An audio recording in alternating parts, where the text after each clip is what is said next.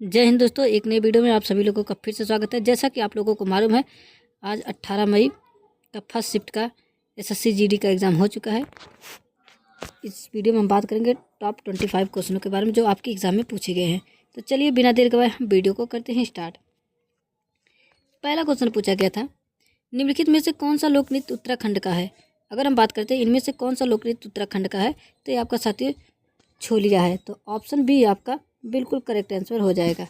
चलिए बात करते हैं अगले क्वेश्चन की। अगला क्वेश्चन आपका पूछा गया था, 21वें एशियाई खेलों 2023 का आयोजन निम्नलिखित में से किस शहर में किया जाएगा।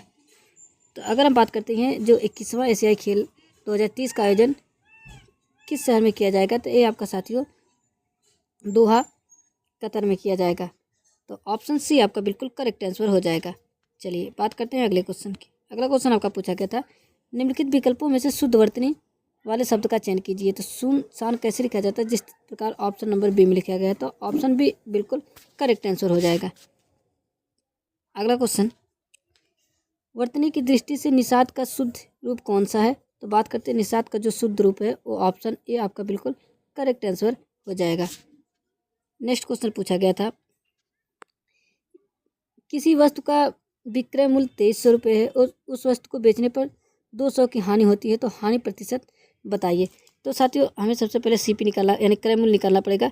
तो हम क्या करेंगे, 2300 प्लस 200 कर देंगे तो कितना आ जाएगा, टोटल 2500 हो जाएगा।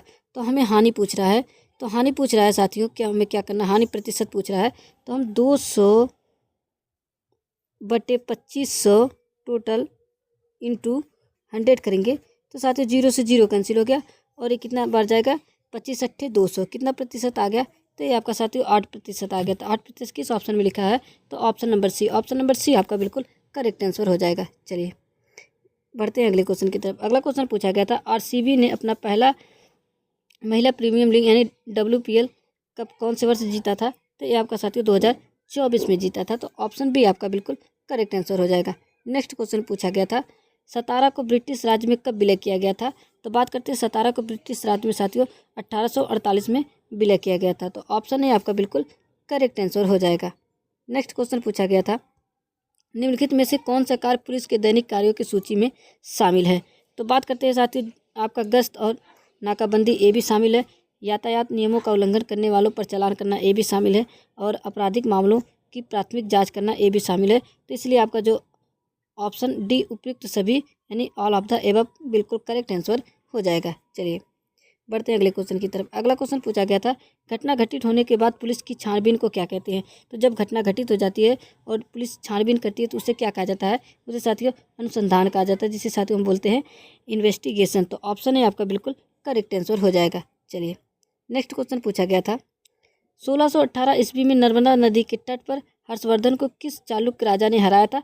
तो साथियों ये आपका पुलकेशिन द्वितीय ने हराया था। तो ये किस ऑप्शन में है, तो ऑप्शन नंबर बी में है। चलिए बढ़ते हैं अगले क्वेश्चन की तरफ। अगला क्वेश्चन है, चाबहार बंदरगाह किस देश में स्थित है और यह किस महाद्वीप में आता है।